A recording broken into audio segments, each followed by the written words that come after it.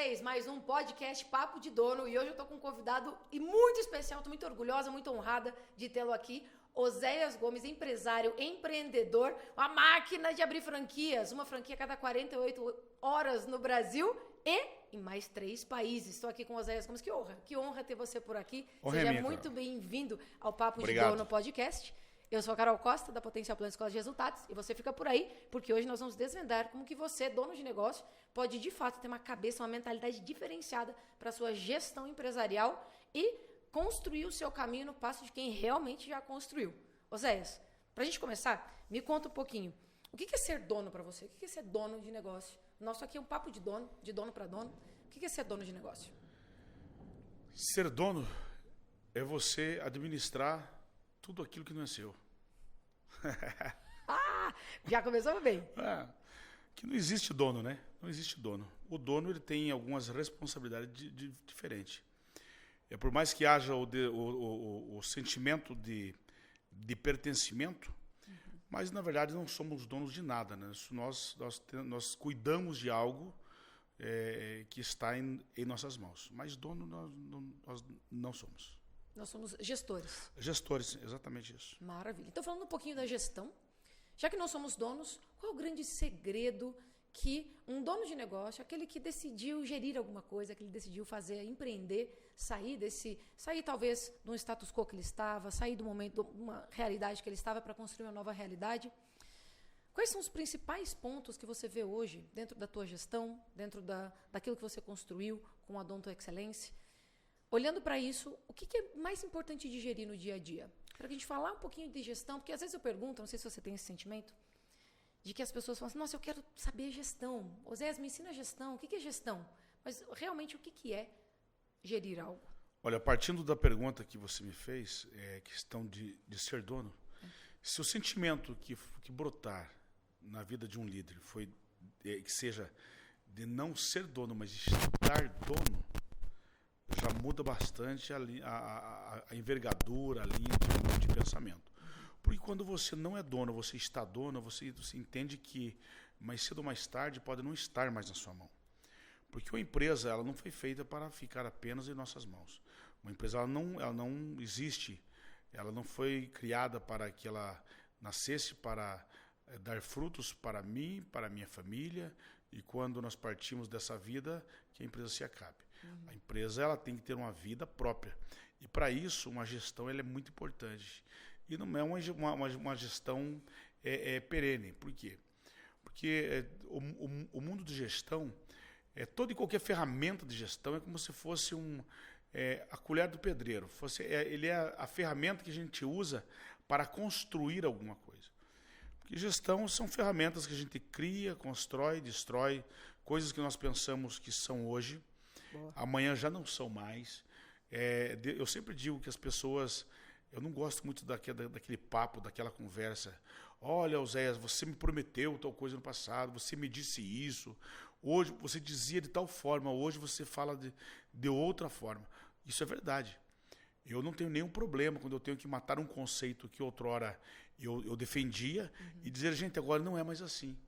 Agora eu penso totalmente diferente. Eu mesmo acabei de dar uma aula falando sobre isso, que até alguns dias atrás eu falava sobre o mercado de massa. E eu tinha uma aula falando sobre o mercado de massa que eu defendia de Easy. Hoje não é mais isso. Hoje o mercado mudou, o game mudou. Então é muito importante quando a gente olha e percebe que as nossas mudanças não são mais longínquas e são mudanças rápidas. E eu falo isso porque quando nós olhamos a história de empreendedorismo no mundo, foi exatamente isso que aconteceu. Recentemente, em 2006, faleceu a empresa, morreu a empresa, acabou, fechou as portas da empresa mais antiga do mundo, que é uma empresa japonesa que construía templos budistas, que tinha 1.500 anos, tinha passado por 47 gerações. Caramba. E quando eu falo agora em 2006, porque para alguém que tem 1.500 anos morrer em 2006 é agora, né? Porque não se reinventou. Se não me engano, eles mudaram um pouquinho o core de negócio deles apenas durante a guerra, que aproveitaram aquela oportunidade e construíram caixões. Mas o grande negócio sempre foi construir templos budistas. E a empresa não se sustenta manter com o mesmo core, com o mesmo modelo de negócio durante tanto tempo. Nós vemos aí exemplo, por exemplo, que muito claro para nós, a GE. A GE que fazia geladeira, panela de pressão, construía fogão a gás, coisa e tal. Hoje faz turbina de aviões, faz turbinas eólicas, enfim, reformulou totalmente o seu negócio. Então o game muda. O game muda e tudo muda. Estatisticamente, hoje desaparece diariamente mais de 1.500 profissões a nível de mundo. Então, se desaparecem profissões, tem alguns negócios que estão morrendo nessa parada aí. Junto com as profissões. Né? E assim, sem dizer que as pessoas também mudam o seu gosto, a sua vontade, o seu querer. Saiu uma estatística recente também, que nos mostra que um profissional hoje, ele vai passar pelo menos, essa nova geração, ele vai passar por pelo menos 3 profissões diferentes, formação diferente uma da outra. Por quê? Porque as pessoas elas estão se jogando mais, elas estão se doando mais para a vida, elas estão se arriscando mais, elas estão desejando viver mais intensamente. Aquele tradicionalismo que fazia com que as pessoas tivessem incluído na vida mudou. Então, com tudo isso, o modelo de nós vermos gestão muda. Até alguns dias atrás, a gente defendia, por exemplo, os funcionários, quando você tinha um turnover muito grande na empresa, a gente sempre achava que esse problema era nosso. Eu cansei de dar cursos, palestras, tentando achar onde estavam os gaps, os problemas na empresa, para que parasse isso. Hoje é normal. Hoje é bonito quando você fala com alguém que já passou por 3, 4 empresas, sinal que ele tem experiência, ele está a fim de mudar as coisas. Foi o tempo que alguém entrava lá, quando era menino, com 18 anos de idade, em uma empresa, tinha um registro na carteira de trabalho, e quando se aposentava, 30, 40 anos depois, ele gabava-se disso, dizendo assim, olha, eu fiquei a minha vida toda em uma única empresa. Aquilo era motivo de glória. Hoje não é mais. Coitado dele, só teve uma única experiência na vida. E nós temos que entender isso. Agora, para isso, que nós possamos... O que fazer para mudar esse ambiente? Gestão de pessoas. Para você poder reter time dentro das nossas empresas hoje, nós temos que gerar para as pessoas mais do que dinheiro. Nós temos que gerar um ambiente confortável, respeitoso, capacitá-los, treiná-los, saber como direcionar as pessoas. Perfeito. Então, tudo isso é gestão no nosso meio. Excelente. Você sabe que tem uma máxima que faz um tempo que eu tenho conversado com os nossos clientes, que, querendo ou não, a gente vive num mundo muito facilitado hoje. O mundo foi facilitado, está sendo cada vez mais facilitado. Um aplicativo te leva de um lugar para o outro. Um outro aplicativo traz comida até você. Um outro aplicativo leva o seu cãozinho, o seu pet para o banho. A gente está vivendo cada vez mais num mundo facilitado. E esse comportamento de consumo mudou. E o consumidor, ele vem mudando o seu comportamento. Você falou agora há pouco na nossa aula sobre o comportamento de consumo e foi algo que ficou muito marcado para mim. Como que você tem visto isso dentro das franquias, por exemplo? O comportamento de consumo do consumidor. O que ele está buscando? Como que você vê essa mudança, já trazendo essa mudança de que o mundo mudou? Quem faz a gestão de uma empresa, como fazia, sei lá, 5, 10 anos atrás, se continuar por mais 5, 10 anos, provavelmente não esteja no mercado daqui a 5, 10 anos se não entender essa inovação, essa mudança. Se não entender. Mas especialmente no comportamento do consumidor. Me fala um pouco da sua visão com relação a essa vida mais facilitada, a vida mais facilitada para o cliente, a nossa vida mais facilitada também como consumidor, óbvio, mas a tua visão a partir desse momento que a gente está vivendo hoje. Bom, 2 coisas são importantes a gente analisar aí. Primeiro que, com o mundo digital, nós ter a presença física das pessoas está se tornando quase que uma iguaria. E nós temos que entender isso. Mas agora as pessoas só vão comprar no digital, não querem mais sair de casa. Não é bem isso, não é bem verdade também. Nós vivemos isso no momento pandêmico, que as pessoas elas foram geradas para viver em grupo. Quando nós trazemos a filosofia de Abraham Maslow, ele fala das 4 principais necessidades do ser humano. Primeiro é das necessidades fisiológicas. Tomar banho, enfim, se alimentar, ir ao banheiro, enfim. Segundo, é de segurança. Segurança, as pessoas querem ter uma casa boa para viver, ter uma segurança de renda, enfim, um plano de saúde. Terceiro, olha que interessante, terceiro é viver em grupo. E quarto é autoestima. Por que a autoestima vem em quarto? Porque só tem sentido a gente se autovalorizar quando você tem parâmetro, quando você tem como tecer uma comparação. Por exemplo, a gente vê as pessoas às vezes querendo se validar no mercado, dizendo assim, eu me arrumo para mim mesmo, coisa e tal. Não é bem verdade. O ser humano ele é comparativo, ele se compara com outras. Então hoje nós entendemos isso, que as pessoas nascem para viver em grupos, seja no mundo digital, seja no offline, no online, elas precisam fazer isso. Então ter a presença física das pessoas hoje está cada dia mais difícil. Segundo, porque o gosto das pessoas muda rapidamente, porque a quantidade de oferta que existe para as pessoas faz com que elas tenham experiências mais rápidas, e isso está acontecendo de maneira muito suave, quase como uma brisa.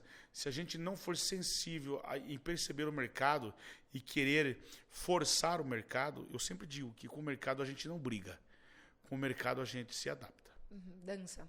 Né? Entende ali como funciona. Quando você fala dessa comparação, em comparar-se com o outro, em olhar para o outro, muitos que estão nos assistindo agora são empresários, empreendedores, donos de seus negócios, que, querendo ou não, eventualmente começam a olhar também ali para o concorrente, olhar para quem está do lado, olhar para o mercado. E existe uma certa comparação, fazem uma certa comparação. E no mundo cada vez mais conectado, cheio de informações, essa comparação é inevitável. O que você poderia dizer para aquele empresário que assim, ele está com uma dúvida, e aí, antes de tomar a decisão, ele vai dar uma olhadinha lá, o zoião, e acaba se comparando. Isso aconteceu durante a tua jornada empreendedora? Como que você lidou com isso? Como que você lidou com o teu crescimento no sentido de comparar-se com você, nessa melhoria contínua, e também essa comparação que naturalmente acontece entre nós, seres humanos? Carol, no mundo empreendedor, eu conheço a minha natureza, como sou uma pessoa normal, sou um ser humano comum. Sim. E eu já sei, por eu saber que as pessoas elas vão buscar se comparar com seus pares, com os concorrentes, enfim, eu tenho por métrica em não fazer isso na minha vida. Top. As pessoas me perguntam, Zé, mas você nunca foi olhar um outro negócio parecido com o seu? Eu não gosto de fazer isso. Primeiro, porque eu não quero entregar para o mercado mais do mesmo. Uau. Mais do mesmo. Uau. Segundo, porque o mercado da comparação ele aconteceu lá atrás, após a guerra, quando as pessoas elas não confrontavam o mercado, porque o mercado tinha para todos. Eles confrontavam entre os concorrentes. Pois bem, se você vende por 10, eu preciso vender por 9. Entendeu? Era mais ou menos isso que eles faziam assim na época, porque tinha mercado para todo mundo. A gente discutia porque tinha poucas frentes de venda. Então as pessoas, aliás, eu sou do tempo que a gente falava, Zé, onde que vai ser as principais inadimplências?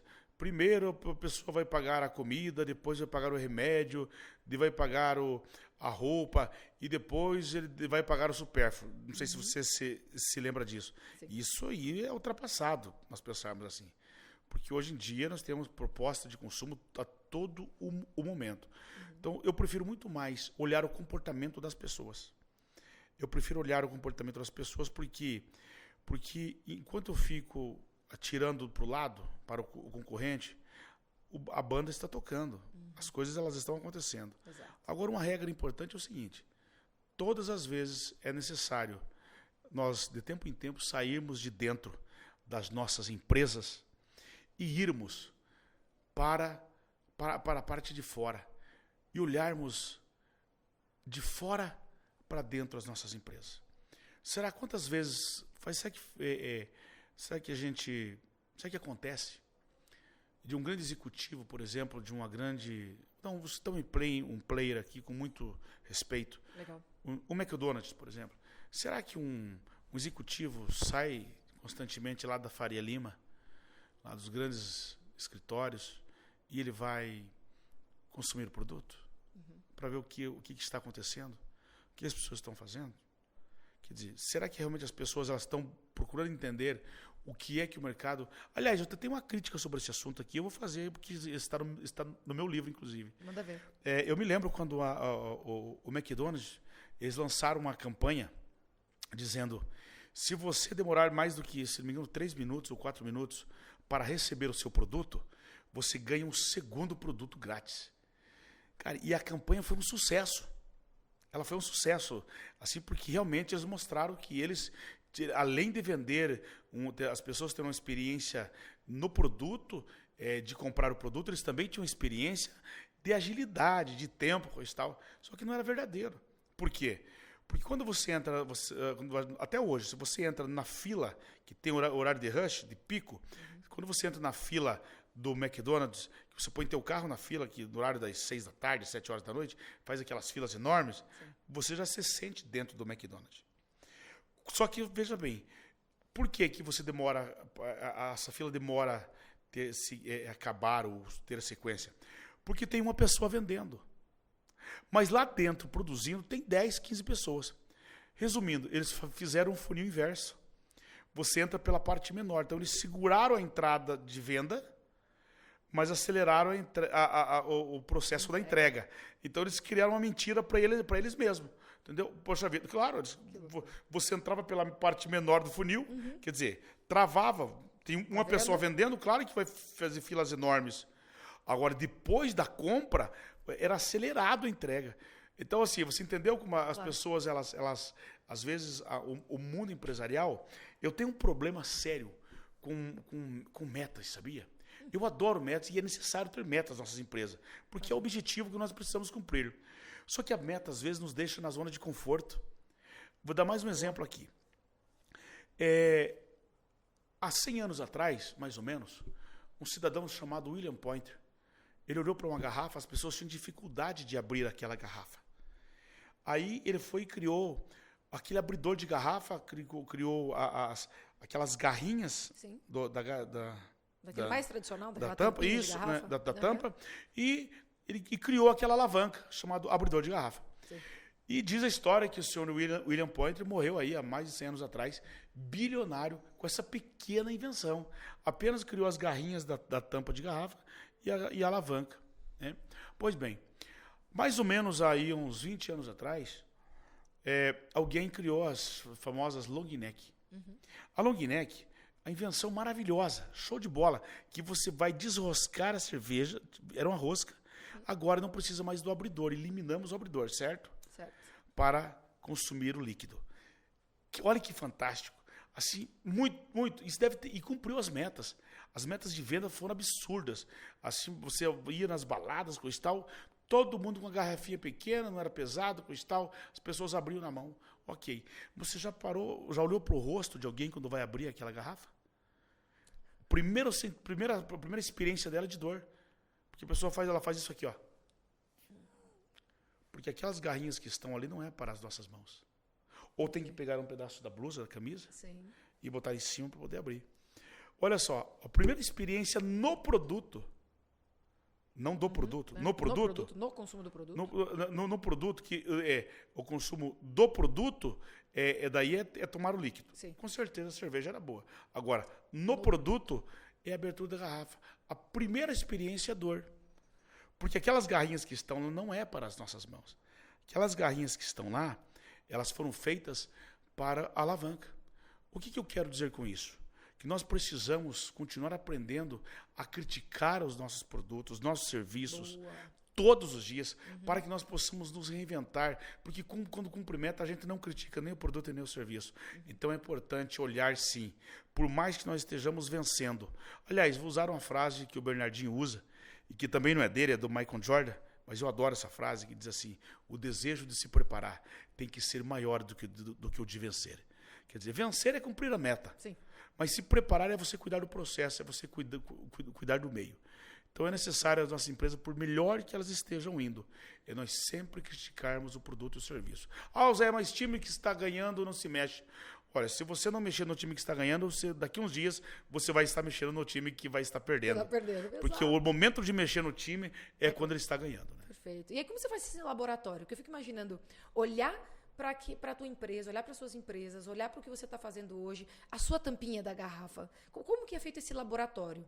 Esse laboratório de como que eu posso criticar, como que eu e meu time, no teu caso você e o seu time, conseguem criar essa crítica ao próprio produto, como que a gente pode melhorar isso, o que você mencionou hoje à tarde, o sistema Kaizen, melhoria contínua, como é que hoje é feita isso, como é que é feito esse processo, esse laboratório, vamos por assim, de como que a gente pode, como que você pode melhorar o seu processo, melhorar o seu produto, com esse olhar que você acabou de trazer com relação aí ao exemplo da tampinha de garrafa. Como é que é feito isso hoje dentro do teu dia a dia?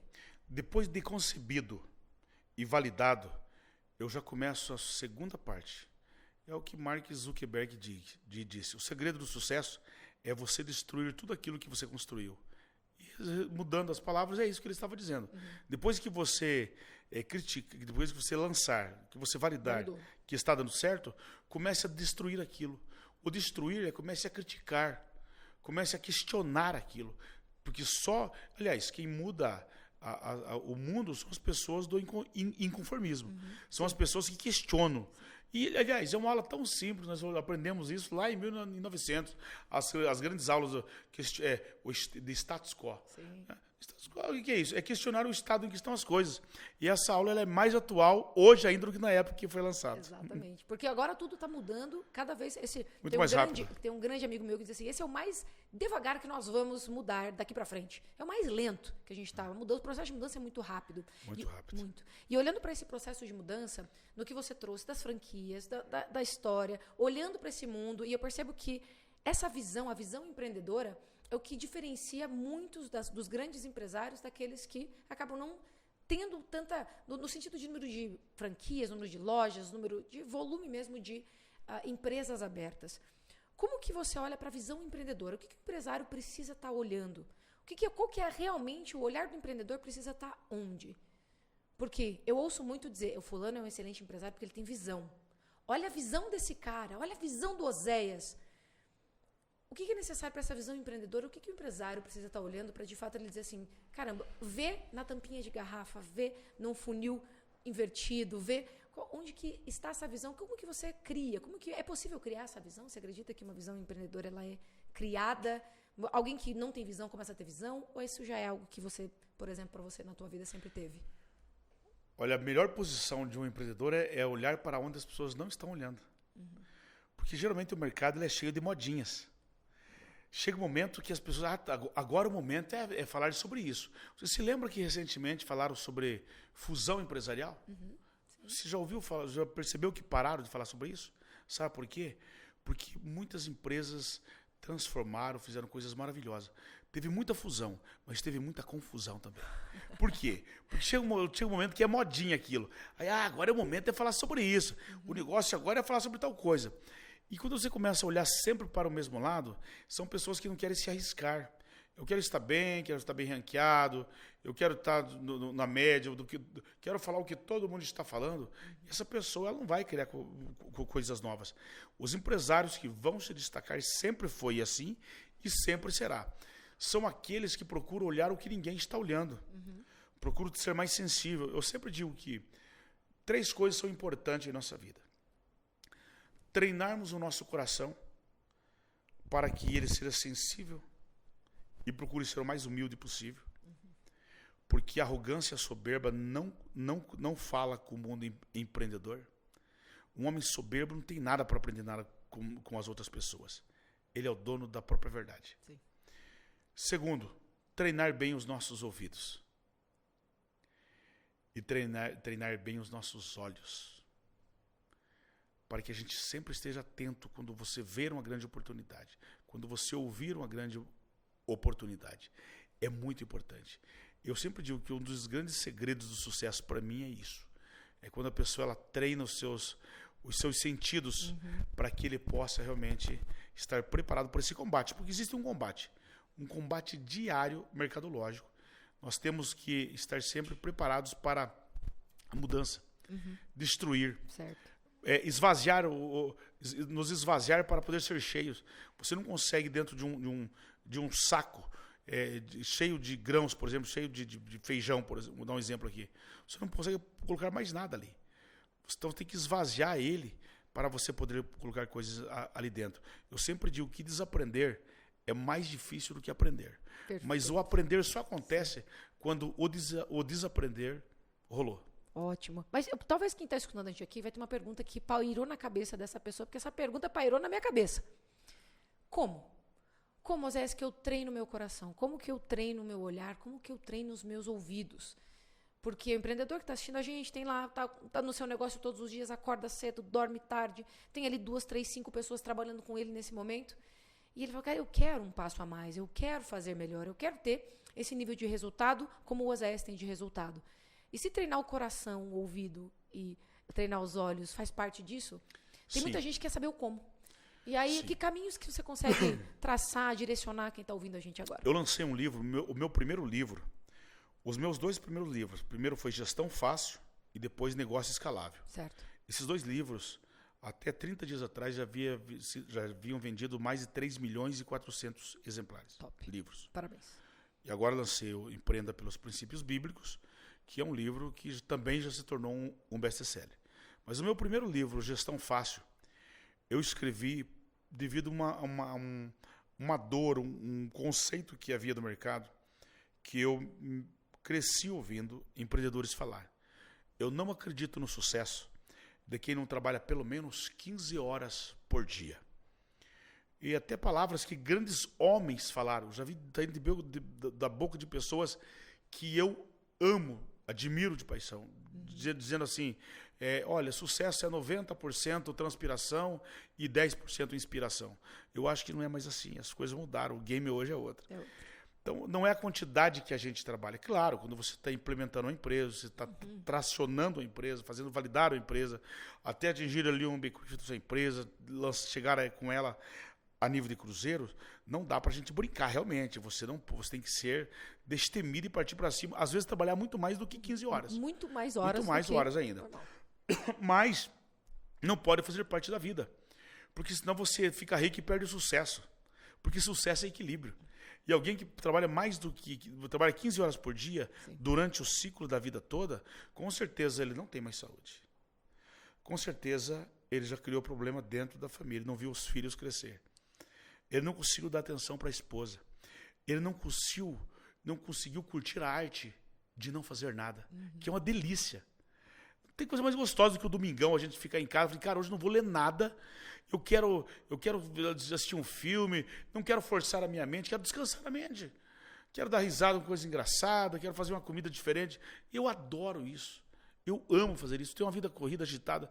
Então, assim, quando eu falo de gestão fácil, eu venho mostrando para as pessoas que não é o tanto que a gente trabalha, é a forma inteligente que trabalha que faz com que nós tenhamos sucesso, que um dos pilares do sucesso da vida é o empreendedorismo. Legal. E falando de os pilares do real sucesso, né? Quando a gente fala assim, puxa, mas eu estou em busca desse sucesso, seja sucesso financeiro, a pessoa que está ouvindo a gente está, quero financeiro, eu quero minha família, eu quero ter esse equilíbrio, que é realmente o que você trouxe de sucesso, é equilíbrio. Mas, ao mesmo tempo, quando eu olho o que é que eu preciso colocar mais foco, o que é o momento, como que foi essa descoberta do teu momento? Teve, com certeza, na tua carreira, no teu desenvolver do empreendedorismo, momentos que você ficou em desequilíbrio. Muito trabalho, muitas horas de trabalho, você contou alguns cases hoje para nós ali na sala, que houve esse desequilíbrio.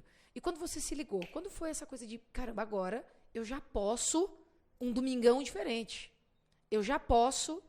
Porque, ao mesmo tempo, muito antes na jornada, lá no início da jornada, se tiver esse momento, talvez perca a atração. Quando foi esse teu estalar? Quando você percebeu assim, era na 100ª unidade, na unidade 500, na unidade 800? Como foi essa tua percepção de, opa, desequilibrou, mas agora eu preciso voltar em algo diferente para mim, um equilíbrio? Eu quero tomar muito cuidado em responder a tua pergunta, porque, dependendo da forma que eu respondo, eu vou fazer com que pessoas comecem a viver um devaneio no mundo empreendedor. Exato. E o devaneio já está acontecendo muito no mundo da internet. Exatamente. Nós temos que tomar um certo cuidado. Eu vejo pessoas, por exemplo, que ele traciona uma empresa, quando a empresa começa a dar certo, alguém diz para ele, vem uma borboleta, alguém dizendo para ele que ele agora está com muito sucesso. E ele começa a sangrar a empresa. Porque agora ele precisa, olha, já trabalhei bastante... Desculpe, estou quase sem voz já. Tranquilo. Falando todos os dias bastante. Sim. Olha só. Porque agora eu preciso fazer viagens internacionais, preciso fazer isso, fazer aquilo, preciso trocar meu carro, preciso fazer tal coisa. Porque a pessoa já acha que ter sucesso é ele ficar ostentando. É ele ostentar as coisas que ele tem. E daí porque todo mundo tem que olhar para ele como padrão de sucesso. Padrão de sucesso não pode ser o avião que eu tenho, o carro que eu tenho. Não, não pode ser isso. As pessoas, eu tenho carro bom, meu carro é uma Maserati, eu tenho o meu jato, eu moro numa casa boa, mas isso não pode ser padrão de sucesso, porque eu só fiz isso a hora que eu fosse comprar qualquer uma das coisas que eu tenho, o meu resort, coisa e tal, A hora que eu fui fazer isso, não sangrou a minha empresa. Então aquilo foi muito natural na minha vida. Foi muito natural. Agora, quando eu traciono uma empresa, que ela cria escala, que eu tenho poder de precificação, quando tem inclusão social, quando é ESG, enfim, quando a empresa consegue transformar a vida de pessoas, gerar emprego, gerar riqueza, aí a coisa começa a mudar. O padrão de sucesso é diferente do que as pessoas pensam. Agora, às vezes acontece naturalmente. Agora mesmo, nesse momento, eu acabei de tomar um gole de água aqui, porque eu estou vindo de uma maratona de trabalho de 15 dias muito intenso. Por quê? Porque eu acabei de lançar um livro. E um livro não é só você lançar ele, você tem que posicionar no mercado. Ontem mesmo eu estava gravando de noite com o Danilo Gentili, fiz o programa do Ratinho no Rede Massa do Almoço, gravei 2 programas à noite, falando o dia todo. Hoje estou falando aqui, amanhã eu tenho mentoria o dia todo, tenho jantar à noite, depois de amanhã estarei em Aracaju, enfim. Uau. Uma vida corrida, mas isso não pode fazer parte da minha vida o tempo todo. Até minha esposa já perguntou para mim que dia que nós vamos dar uma camadinha. Eu falei, calma, semana que vem ainda vai estar corrido, depois vai chegar no final do ano, vou ter um tempinho para nós. Mas tem prazo, né? Tem prazo. Então existem alguns picos durante a vida, durante o mês, que a gente precisa fazer. Quando tiver que fazer, não se sinta punido. Vai lá e faz e retorna novamente. E também, da mesma forma, quando você está... Eu não gosto de dar uma visão muito catedrática com relação ao horário, sabe? Eu estava no Pânico dando uma entrevista e o Emílio me fez uma pergunta. Zé, és um empresário como você, poxa vida, você deve dormir muito pouco, deve acordar muito cedo para trabalhar. Eu falei, rapaz, está enganado. Se eu não tiver agenda de manhã, eu não coloco o meu relógio para despertar. Eu gosto de deixar o meu corpo descansar até a hora que ele quer. Geralmente eu não durmo até muito tarde. Mas já aconteceu, que geralmente eu acordo às 6h30 da manhã. Mas já aconteceu de ter dia de eu acordar às 6h30 e falei, poxa, eu estou meio cansado. Meu quarto é bem escurinho, continuo dormindo ali, dou uma cochiladinha até 9h30, 10 horas. Ô, você não vai trabalhar hoje? Minha esposa às vezes ela brinca comigo. Eu falei, claro que vou. Ô, mas não é hora. Eu falei, não tem problema, eu não tenho problema com isso.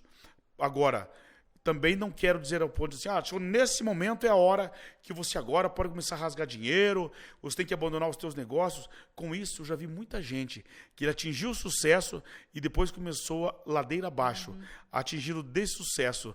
O sucesso dele foi crescendo igual rabo de cavalo. Por quê? O rabo de cavalo só cresce por baixo. Entendeu, gente? Por quê? Porque agora começou a ostentar, gastar o dinheiro.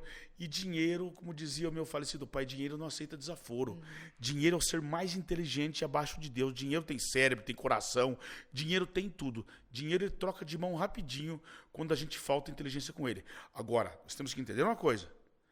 O dinheiro não pode ser o senhor das nossas vidas. O dinheiro, ele existe para nos servir. Para mim, o Senhor, no meu caso, é Deus que me criou, enfim, esse é o meu Senhor. Agora, para mim, dinheiro, nós não podemos... Aliás, isso está na Bíblia. Que a gente não pode servir a 2 senhores. Sim. E nós precisamos amar a um e desprezar a outro.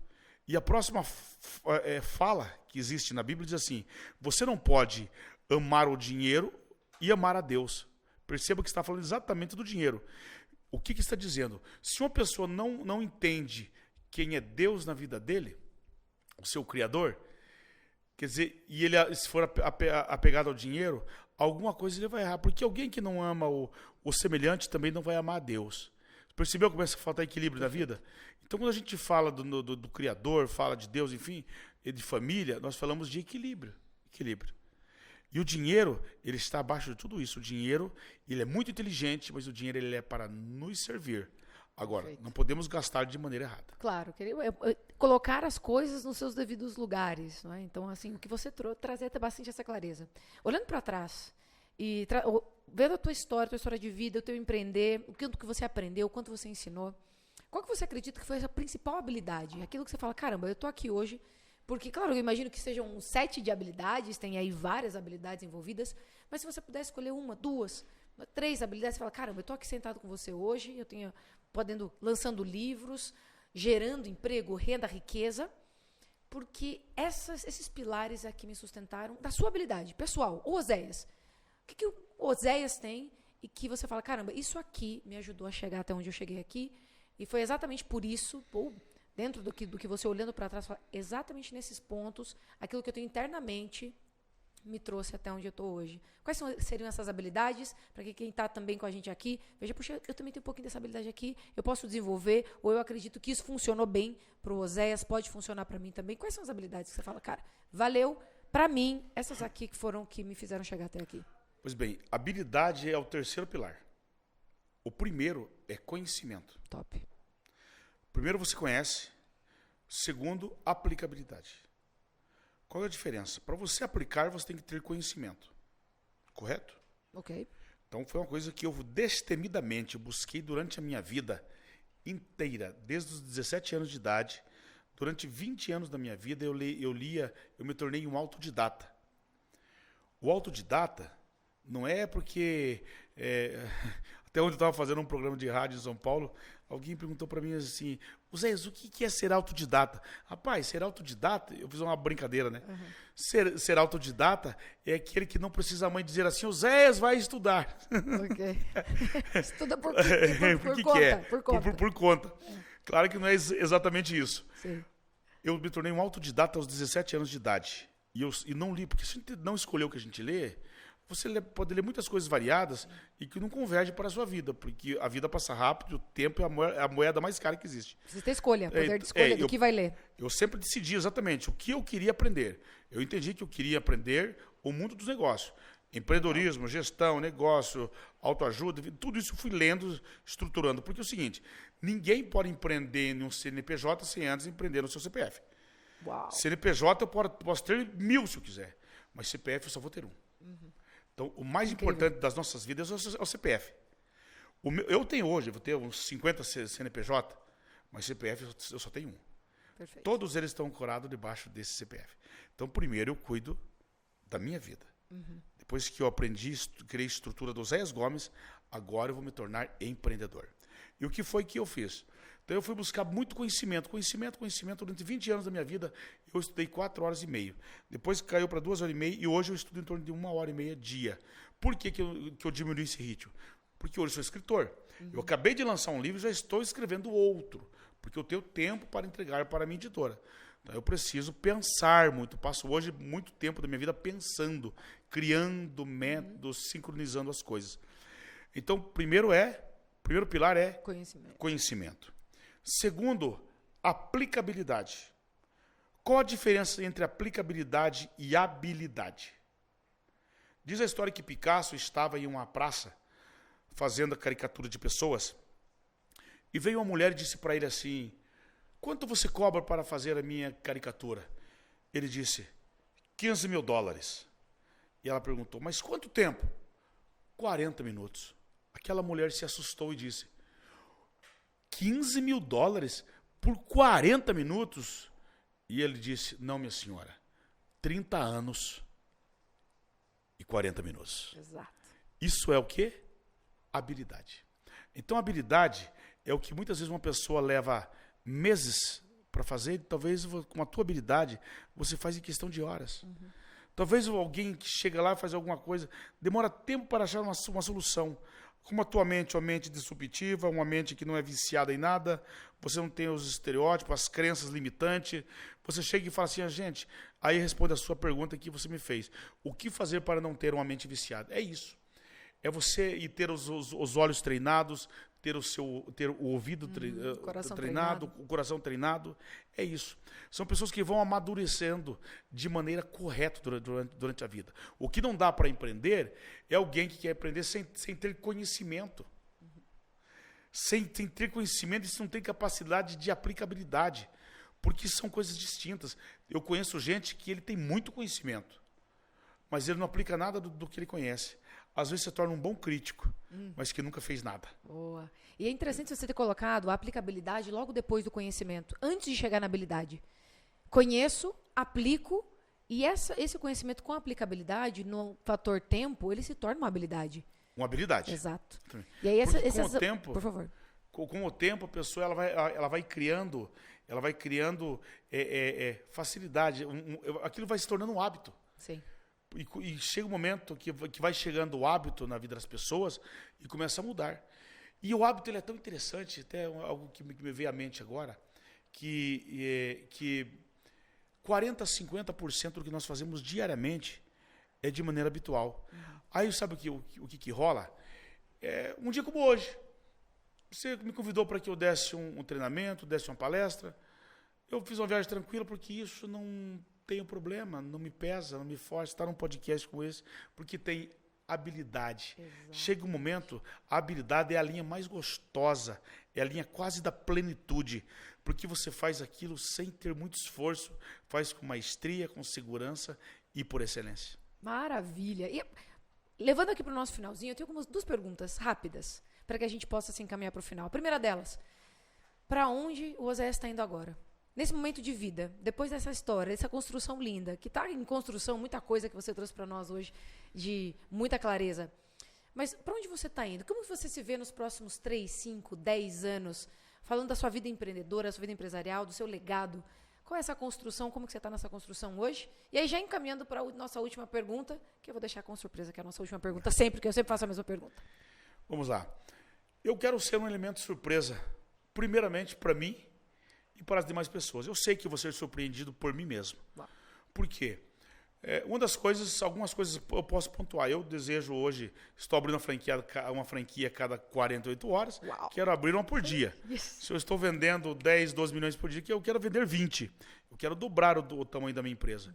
Mas como eu estou construindo a Lions Startups, uma empresa que está se preparando para colocar no berço dela 400, no seu ambiente, até 400 startups, você imagine que eu vou trazer ideias novas dessa garotada, de pessoas que estão pensando fora da caixa, pessoas pessoas que não têm nada a perder, que estão assim, a fim de viver a vida. Sim, com fome. Que quase que dá um filme, nada a perder, faz porque não tem nada a perder, e vão trazer ideias maravilhosas, revolucionárias, e eu quero estar no meio desse jogo, eu quero fazer parte desse show, desse baile. Então, eu tenho certeza que das centenas de startups, de tecnologia, de todas as áreas que vão surgir de dentro da Lions, eu quero estar inserido em muitas delas. Então, eu tenho certeza que virá muitas surpresas por aí e que o meu livro, que eu acabei de lançar, Empreenda pelos Princípios Bíblicos, se torne um long seller como foi os demais. Por quê? Porque o livro tem 3 fases. Uma delas, a primeira é ser comprado para se tornar um best-seller. Tem que ser lido e depois de lido ele tem que ser indicado para que ele se torne um long seller, para chegar a uma vendagem dessa.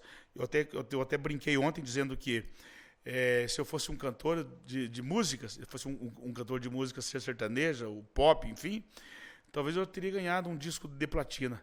Mas como eu sou escritor de livro, não existe um disco de platina. Um livro de platina. Tá aí a sugestão, né? Fica a dica, né? Fica a dica para a turma. Bacana. Para a gente encerrar, então, o meu último case. Teve algo que você me falou hoje à tarde, você nos falou hoje à tarde, que ficou muito marcado. Que quantas pessoas será que foram impactadas pela vida do Oséias? Isso passa na sua cabeça? Quando você vai hoje dormir, ou agradecer, ou rezar, ou fazer a sua oração, como que você se comunica com o seu Criador? E a partir dessa comunicação, o que você pode deixar para quem está ouvindo aqui a gente, nesse pequeno momento, um momento de gratidão, um momento de transformação, pensando nas vidas que foram impactadas porque você existe? Que mensagem que você pode deixar para quem está ouvindo a gente aqui no final? Um empreendedor que está ouvindo a gente aqui. Quando a gente estende a mão para ajudar as pessoas, nós precisamos tomar alguns cuidados com as nossas linhas de pensamento para que a gente não se decepcione lá na frente. Porque, assim, a minha bondade, eu sei que eu já transformei a vida de milhares de pessoas e transformo todos os dias em formação, em auxílio, de alguma forma. Eu gosto muito da tecnofilantropia, quando você ajuda alguém, mas você faz aquela pessoa um ser humano digno, com capacidade de consumo, de viver, de inclusão social.